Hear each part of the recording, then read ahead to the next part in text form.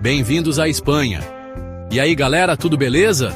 Meu nome é Edson Costa e sejam muito bem-vindos ao nosso canal. Hoje, a gente vai fazer as malas, ou melhor, preparar a nossa curiosidade para uma jornada incrível por um dos países mais vibrantes e cheios de história da Europa. Você já pensou em visitar a Espanha ou simplesmente é fascinado por culturas diferentes, por aquelas tradições que parecem ter saído de um filme épico? Pois então, pode ir se ajeitando na cadeira, porque o passaporte da curiosidade já está carimbado. E no vídeo de hoje vamos embarcar em uma viagem fascinante pelas terras espanholas. A Espanha, meus amigos, é muito mais do que só as famosas tapas, as controversas touradas e o apaixonante flamenco que a gente tanto ouve falar.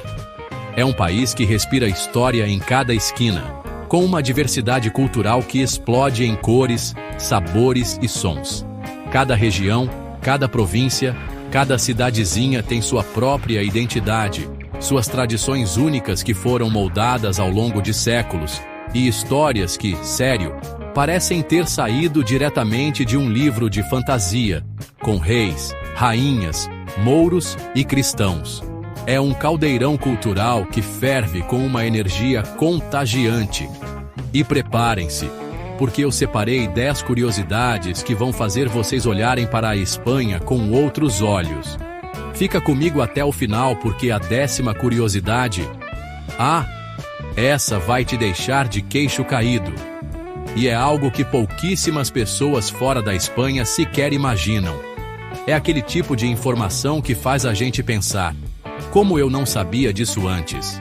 E se você curte esse tipo de conteúdo, se você é daqueles que adora desbravar o mundo e suas maravilhas, já deixa o like maroto, se inscreve no canal se ainda não for inscrito e ativa o sininho das notificações, porque aqui a gente viaja o mundo sem sair de casa. Bora nessa? Para começar com o pé direito, ou melhor, com a língua afiada, vamos falar de algo que muita gente não sabe. O espanhol que a gente conhece, o castelhano, não é a única língua falada na Espanha. Pois é, meus amigos, a Espanha é um verdadeiro mosaico linguístico. Além do castelhano, que é a língua oficial em todo o país, existem outras línguas cooficiais em suas respectivas comunidades autônomas. É como se fosse um país dentro de um país, cada um com seu jeitinho de falar e de se expressar, uma riqueza cultural que vai muito além do hola e gracias. Uma dessas línguas é o catalão, falado na Catalunha, nas Ilhas Baleares e na Comunidade Valenciana, onde recebe o nome de valenciano. O catalão tem uma sonoridade própria, com raízes latinas profundas e uma literatura riquíssima. Quem já visitou Barcelona, por exemplo, com certeza viu placas e ouviu conversas nesse idioma fascinante. É uma língua com uma história de resistência e orgulho, que sobreviveu a períodos de repressão e hoje floresce com vigor, sendo ensinada nas escolas e usada no dia a dia por milhões de pessoas. É um símbolo fortíssimo da identidade catalã. Depois temos o galego, falado na Galícia, no noroeste da Espanha. Se você ouvir alguém falando galego, talvez perceba uma semelhança curiosa com o nosso português. E não é à toa. O galego e o português têm uma origem comum. São como línguas irmãs que seguiram caminhos diferentes ao longo da história. É uma língua com uma tradição literária medieval importantíssima. E ouvir suas melodias é como fazer uma viagem no tempo. É impressionante como, dentro de um mesmo país, as palavras podem soar tão diferentes e carregar tanta história. E por último, mas definitivamente não menos importante, temos o basco, ou éuscara, falado no País Basco e em Navarra. Essa aqui, meus amigos, é um mistério que intriga linguistas do mundo inteiro.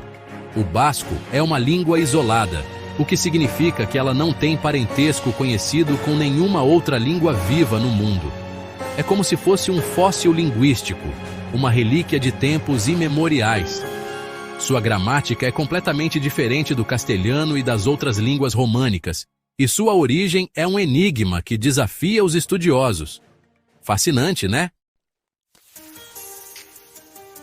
Agora preparem-se para uma das festas mais bizarras, divertidas e, digamos, suculentas do planeta. Estou falando da La Tomatina, que acontece na pequena cidade de Buñol, perto de Valência, toda a última quarta-feira de agosto. Imaginem só, milhares de pessoas, vindas de todos os cantos do mundo, se reunindo em praça pública com um único objetivo: atirar tomates umas nas outras.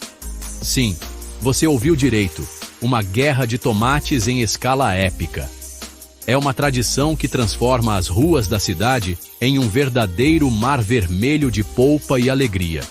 A origem dessa festa é um tanto incerta, mas a história mais popular conta que tudo começou por volta de 1945, de forma totalmente espontânea.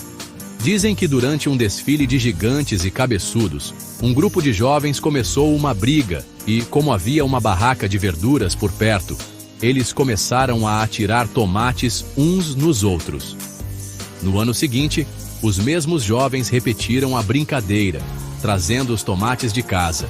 E assim, ano após ano, a tradição foi se consolidando, mesmo com algumas tentativas de proibição por parte das autoridades na época. Hoje, a La Tomatina é um evento super organizado. Caminhões chegam carregados com toneladas, eu disse toneladas, de tomates maduros, que são distribuídos entre os participantes. Existem algumas regras básicas, como amassar os tomates antes de atirar para não machucar ninguém, e a batalha dura exatamente 1 hora. Quando soa o tiro de partida, é um salve-se quem puder. As ruas ficam completamente cobertas de tomate, e a galera se diverte como criança, mergulhando nessa experiência única e, convenhamos, um pouco caótica. Depois que a guerra de tomates acaba, a cidade inteira se mobiliza para limpar as ruas. Bombeiros entram em ação com mangueiras, e em pouco tempo, Buñol volta ao normal, como se nada tivesse acontecido. Mas as memórias e as fotos, essas ficam para sempre. É uma daquelas experiências que, por mais maluca que pareça, atrai gente do mundo todo em busca de pura diversão e de uma história inusitada para contar. Quem aí teria coragem de encarar essa guerra vermelha e refrescante? Se você for à Espanha e marcar um jantar para as 7 da noite, é bem provável que encontre o restaurante vazio, ou ainda se preparando para abrir. Isso porque os espanhóis têm um dos horários de refeição mais tardios da Europa. O almoço geralmente acontece entre 2 e 4 da tarde. E o jantar, meus amigos, pode começar tranquilamente às 9, 10 ou até 11 da noite, especialmente nos fins de semana ou durante o verão. É um choque cultural para muitos turistas que estão acostumados a horários mais cedo. Mas por que essa diferença toda? A resposta é um pouco complexa e tem a ver com história e até mesmo com a geografia e decisões políticas do passado. Durante a Segunda Guerra Mundial, o ditador Francisco Franco adiantou o fuso horário da Espanha em 1 hora, para ficar alinhado com a Alemanha nazista. Acontece que, geograficamente, a Espanha está alinhada com o Reino Unido e Portugal, que usam o horário de Greenwich, GMT, ou seja, o Sol na Espanha nasce e se põe mais tarde em relação ao relógio oficial. Essa discrepância entre o horário solar e o horário oficial acabou moldando os hábitos dos espanhóis ao longo das décadas. As pessoas continuaram, de certa forma, seguindo o ritmo do Sol para suas atividades diárias, mesmo que o relógio dissesse outra coisa. Então, o que seria um almoço ao meio-dia solar acaba acontecendo às 2 da tarde no relógio. E o jantar, que seria às 7 ou 8 da noite solar, vira 9 ou 10 da noite no horário oficial. É como se vivessem num jet lag permanente dentro do próprio país. Essa rotina tardia influencia tudo: o horário de trabalho, o funcionamento do comércio, a vida social e, claro, a programação da televisão, que costuma ter os programas de maior audiência começando bem tarde da noite. Então, se for para a Espanha, já sabe, relaxe, entre no ritmo local, aproveite para tapear, comer uns petiscos antes do jantar e prepare-se para noites longas e animadas. É uma adaptação que pode levar um tempinho, mas faz parte da experiência de mergulhar na cultura espanhola. A famosa siesta espanhola. Aquela imagem clássica de todo mundo dormindo à tarde, lojas fechadas e o país inteiro parando para um cochilo sagrado.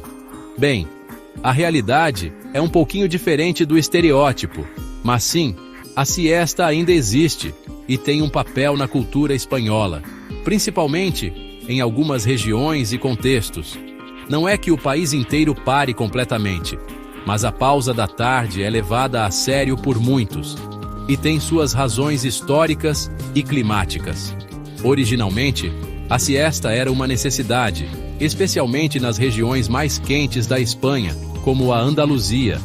Durante o verão, o calor do meio-dia pode ser simplesmente insuportável, tornando o trabalho ao ar livre ou em locais sem ar-condicionado muito difícil e até perigoso. Então, uma pausa mais longa após o almoço permitia que as pessoas descansassem durante as horas mais quentes e retomassem suas atividades no final da tarde, quando a temperatura começava a amenizar. Era uma forma inteligente de adaptar o ritmo de vida ao clima. Hoje em dia, nas grandes cidades como Madrid e Barcelona, a siesta tradicional, com todo mundo indo para casa dormir, é bem menos comum. O ritmo de vida moderno, as longas distâncias entre casa e trabalho e a globalização dos negócios fizeram com que muitas empresas adotassem horários mais contínuos. No entanto, você ainda vai perceber que muitas lojas pequenas, especialmente aquelas de bairro, fecham por algumas horas à tarde, geralmente entre as 2 e as 5. Isso pode pegar turistas desavisados de surpresa. Em cidades menores, vilarejos e áreas rurais, a tradição da siesta é mais forte. É comum ver ruas mais vazias e um ritmo mais lento durante essas horas. E mesmo quem não dorme, aproveita esse tempo para a principal refeição do dia, o almoço, que, como vimos, é mais tarde e costuma ser mais longo e social. Então, a siesta não é só sobre dormir, mas também sobre ter um tempo para relaxar, socializar e recarregar as energias antes de voltar ao trabalho ou aos afazeres. É uma herança cultural que se adapta aos novos tempos, mas não desaparece. Preparem-se para uma viagem no tempo, diretamente para a Idade Média. Estou falando de Ávila, uma cidade na região de Castela e Leão que parece ter saído de um conto de cavaleiros e princesas. O grande destaque de Ávila, e o que a torna mundialmente famosa, são suas impressionantes muralhas medievais, que cercam completamente o centro histórico. E não são quaisquer muralhas, pessoal. Estamos falando de uma das mais bem preservadas e completas do mundo. Construídas entre os séculos XI e XIV, as muralhas de Ávila têm cerca de 2,5 quilômetros de extensão, com mais de 80 torres semicirculares e 9 portões monumentais. É uma obra de engenharia militar de tirar o fôlego. Caminhar sobre as muralhas é uma experiência indescritível, oferecendo vistas panorâmicas da cidade antiga e das paisagens ao redor. Dá para imaginar os sentinelas vigiando o horizonte, os cavaleiros entrando e saindo pelos portões. É pura imersão histórica. Dentro das muralhas, Ávila é um labirinto de ruas estreitas de paralelepípedos, praças charmosas, igrejas românicas e góticas, e conventos antigos. A cidade também é famosa por ser o berço de Santa Teresa de Ávila, uma importante mística e reformadora religiosa do século XVI. Muitos peregrinos e visitantes vêm à cidade para conhecer os lugares ligados à sua vida. A atmosfera medieval é tão palpável que você quase espera ver um cavaleiro virando a esquina a qualquer momento.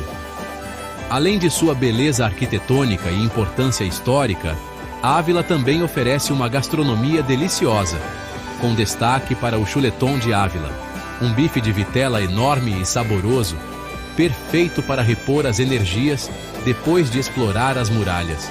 Visitar Ávila é como entrar em um cenário de filme épico. uma verdadeira fortaleza que resistiu ao tempo e hoje nos conta histórias de um passado glorioso. É um patrimônio mundial da Unesco que definitivamente merece estar no seu roteiro pela Espanha. Se você é fã de histórias de reis, rainhas, batalhas épicas e arquitetura imponente, a Espanha é o seu lugar. Muita gente associa castelos a países como Alemanha ou França. Mas vocês sabiam que a Espanha é um dos países com a maior concentração de castelos do mundo? Estamos falando de mais de 10.000 castelos espalhados por todo o território. Alguns são ruínas românticas. Outros estão incrivelmente bem preservados. E muitos deles contam a história fascinante da Península Ibérica.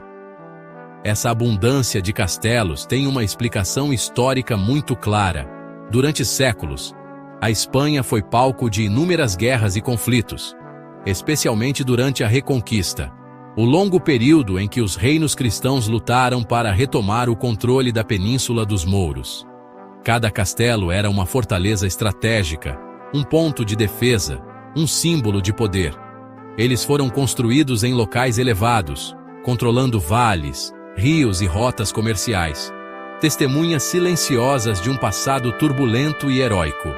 O legal é que muitos desses castelos estão abertos à visitação. Você pode explorar suas muralhas, torres, pátios internos e, em alguns casos, até mesmo masmorras. É uma verdadeira aula de história ao vivo. Alguns dos mais famosos incluem o Alcázar de Segóvia, que dizem ter inspirado o castelo da Cinderela da Disney, o castelo de Loarre, um dos mais antigos e importantes castelos românicos da Europa, e o castelo de Belver, em Maiorca, com sua singular planta circular. Cada um tem sua própria arquitetura e lendas. E o mais incrível, em alguns desses castelos, você pode até se hospedar. Já imaginou dormir em um quarto que já foi habitado por nobres séculos atrás? Muitos castelos foram convertidos em paradores, hotéis de luxo que combinam história com conforto moderno. É uma experiência única. Então, se você for à Espanha, não deixe de incluir alguns castelos no seu roteiro. É uma oportunidade de se sentir parte da história e de admirar a grandiosidade dessas construções que desafiaram o tempo. Conheça o deserto de Tabernas. Agora, uma curiosidade que vai surpreender muita gente. Você sabia que a Europa tem um deserto de verdade? E não é um deserto qualquer. É um cenário tão icônico que já foi palco de inúmeros filmes de faroeste. Estou falando do deserto de Tabernas, localizado na província de Almeria, no sudeste da Espanha. Com suas paisagens áridas, cânions rochosos e temperaturas elevadas, Tabernas é oficialmente o único deserto do continente europeu. Durante as décadas de 1960 e 1970, o deserto de Tabernas viveu sua era de ouro cinematográfica.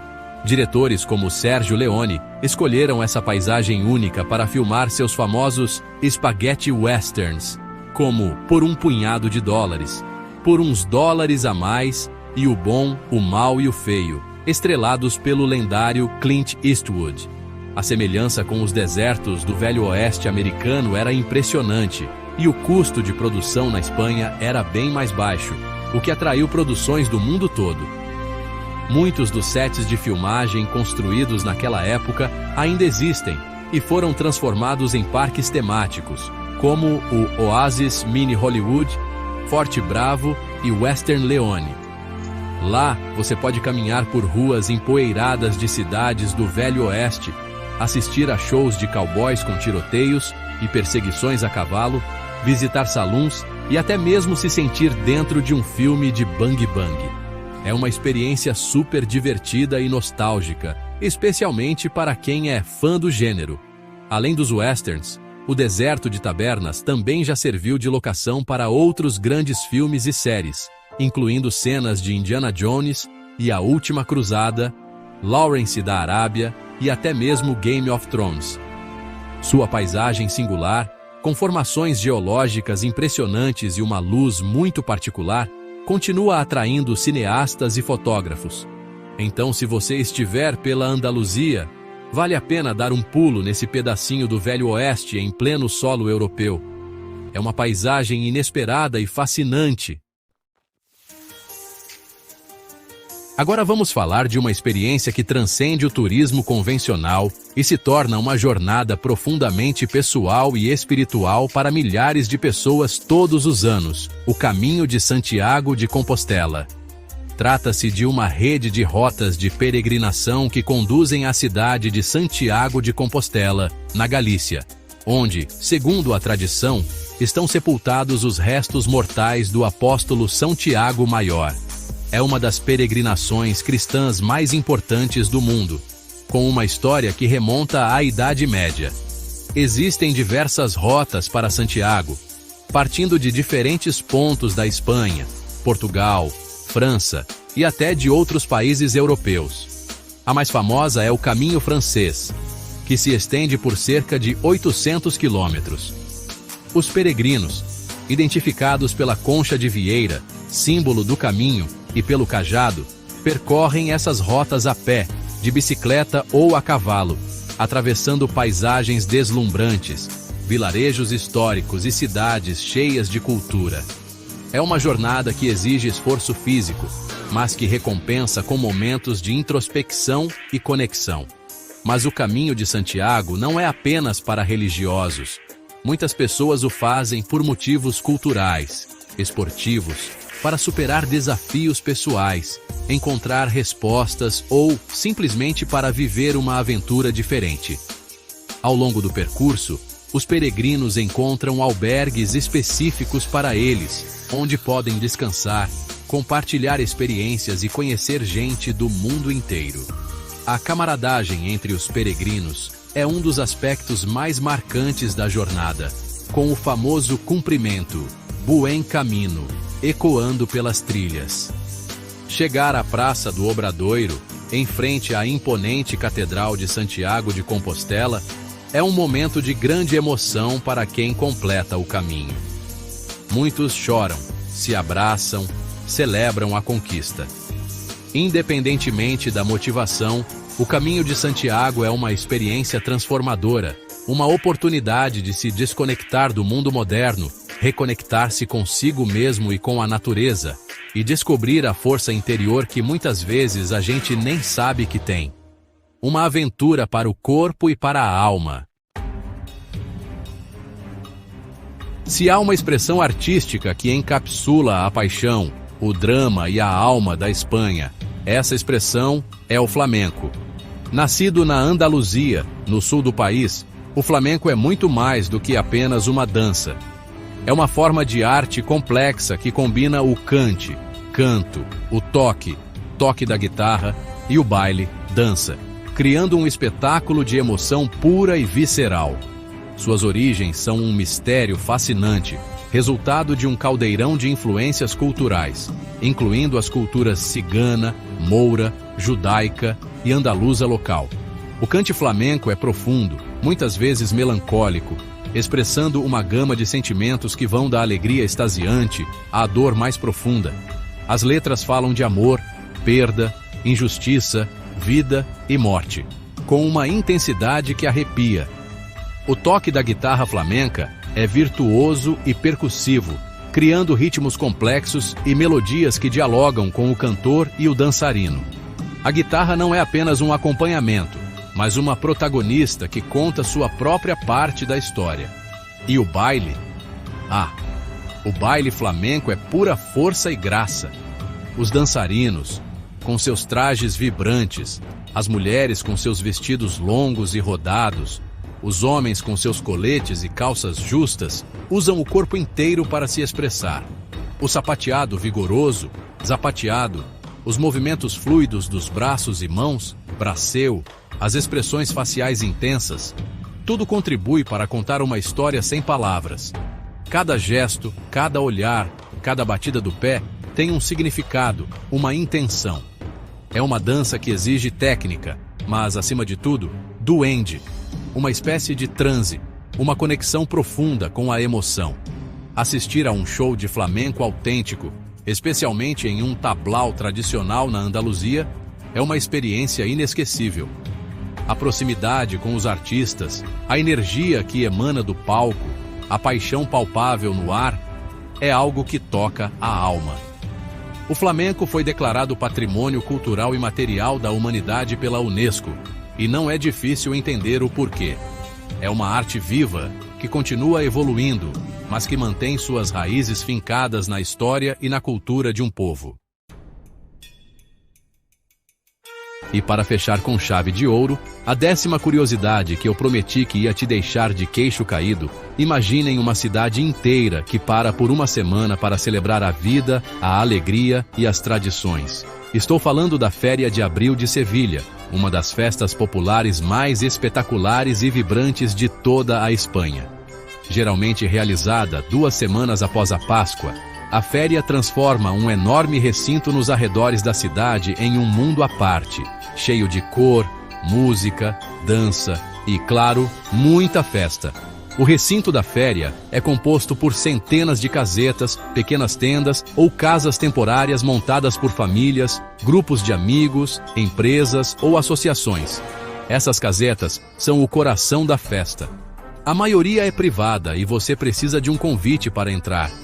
Mas também existem casetas públicas onde todos são bem-vindos. Dentro delas, as pessoas comem, bebem, cantam, dançam sevilhanas, a dança típica da festa, e socializam até altas horas da madrugada. É uma explosão de alegria contagiante. Durante o dia, o grande destaque é o passeio de cavalos, um desfile de cavaleiros e amazonas elegantemente trajados, montados em cavalos lindamente adornados, e carruagens enfeitadas que transportam famílias inteiras. As mulheres vestem o tradicional traje de flamenca ou traje de gitana, vestidos longos, coloridos e cheios de babados, que são uma atração à parte. Os homens usam o traje corto, o traje de campo andaluz. É um espetáculo visual deslumbrante, uma verdadeira viagem no tempo. À noite, o recinto da féria se ilumina com milhares de lâmpadas coloridas, criando uma atmosfera mágica. Além das casetas, há um enorme parque de diversões, o Calle del Infierno, Rua do Inferno, com brinquedos para todas as idades.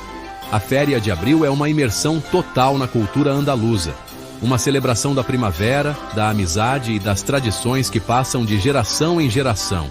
É uma experiência única que mostra o quão festivo e apaixonado pode ser o povo espanhol. Realmente de cair o queixo, não acham? E aí, galera? Que viagem incrível fizemos pela Espanha, hein? Qual dessas curiosidades mais te surpreendeu e te deixou com aquela vontadezinha de fazer as malas agora mesmo?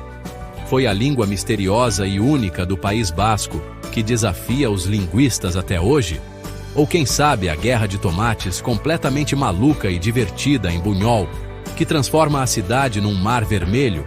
Ou talvez o deserto de Tabernas, que parece um cenário de filme de faroeste perdido na Europa? Confesso que escolher uma só é difícil, porque cada cantinho da Espanha tem seu encanto. A Espanha é, sem dúvida, um país de contrastes fascinantes, de histórias vivas que ecoam em suas ruas e monumentos, e de tradições que resistem bravamente ao tempo, passando de geração em geração com um orgulho contagiante. É uma terra onde o antigo e o moderno convivem em harmonia, criando uma atmosfera única e vibrante. E o mais legal de tudo isso é que todas essas maravilhas, todas essas histórias e todas essas experiências estão ali, esperando para serem descobertas por viajantes curiosos como nós. Se você curtiu essa nossa jornada cultural pela Espanha tanto quanto eu, não esqueça de se inscrever no canal, se ainda não for inscrito, para não perder nenhuma aventura futura. Deixa aquele like esperto que fortalece demais o nosso trabalho e ajuda o YouTube a entender que vocês gostam desse tipo de conteúdo. E claro, compartilha esse vídeo com aquele amigo ou amiga que ama cultura, viagens e descobrir curiosidades incríveis sobre o nosso mundão. E comenta aqui embaixo qual país você quer que a gente desbrave no próximo vídeo. A gente se vê na próxima aventura. Até lá! Adiós!